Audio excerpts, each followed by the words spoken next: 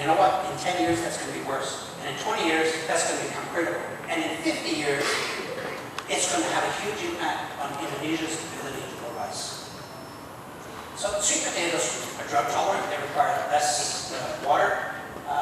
Jackfruit is also highly drought tolerant.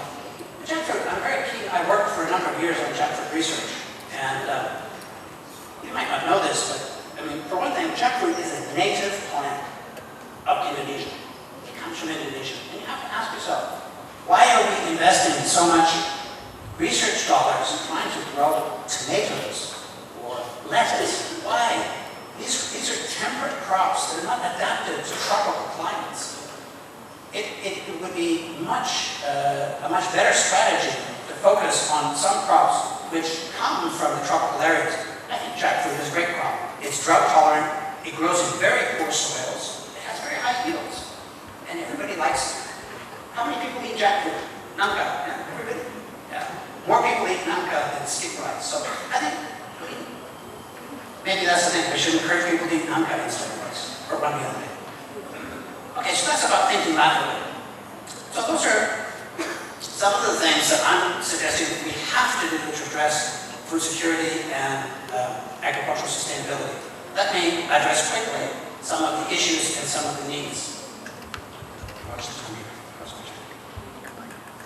Step down. Good. Okay. Time horizons.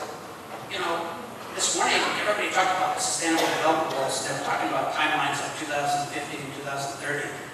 And, you know, in my job, and when we talk about sustainability, I like to get people to talk about the horizons. What are we talking about? I mean, these short-term horizons, 2016 to 2026, yeah, these are things that everyone's interested in, but the reality is there isn't much we can do to influence things in this timeline. For people who've been involved in agricultural development, we probably know it takes 10 or 20 years from the time we start the idea until the time we introduce it. It takes 10 to 20 years.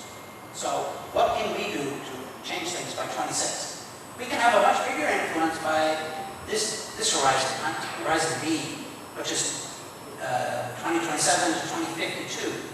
And so what we're really talking about now, we're talking about we should be doing things for our children, to help our children and to change the agricultural situation for our children.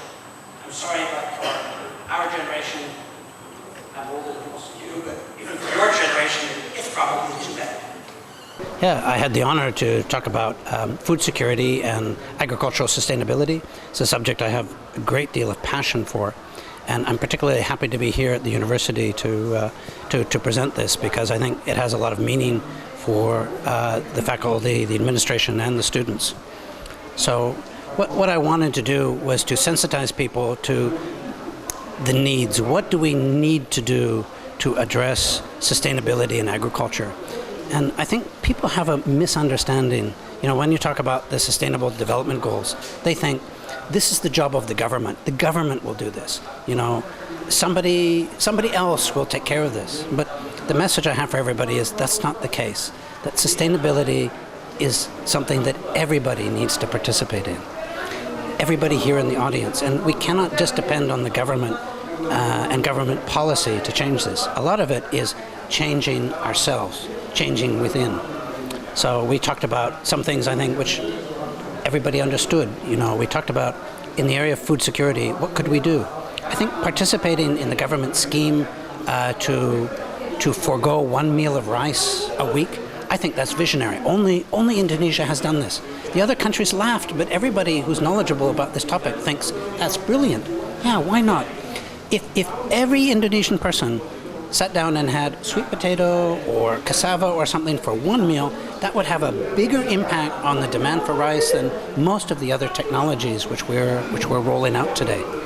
And I think the point that people were made, a lot of the questions were that, yeah, but you know, people won't do that. Nobody will cooperate. Rice has a emotional connection, has some sort of strong cultural connection to us, which I understand. So that's a challenge for the university. Could the university develop a substitute for rice? You know, could you take another starch-based material and develop a product in your food technology group that people would accept? Something that looks like rice, but isn't made from rice. Something that's made from a more sustainable crop, like sweet potatoes, or even jackfruit, something like that. So that was one of the parts of the message that I had. Another thing, I talked a lot about the importance of trying to understand what does the farmer want, because at the end of the day, when we talk about agricultural sustainability, the person who will implement most of the measures is the farmer.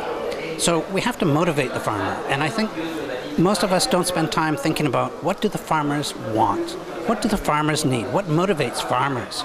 So we talked about the importance of prosperity and prosperity to the farmer, the importance of making farming easier. And these things, to the farmer, that makes a difference. And these are things that the university could help with. I'm very passionate about the development of robotics, for example. And I was very pleased to see that the university has already one person in your faculty who's working on robotics. And I think that's great.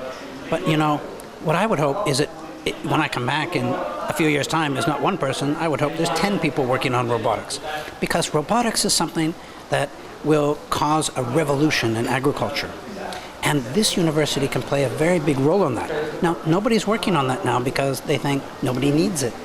And that's true. Today, people don't need it. But, you know, as the GDP continues to increase, as the middle class begins to grow, people's incomes will go up, and people will not want to work in agriculture because it's too hard. And people won't be able to afford to pay people to work in agriculture because it's too expensive. So robotics then will become essential for the long term. And that's what sustainability is. Sustainability is about finding the solutions for the long term.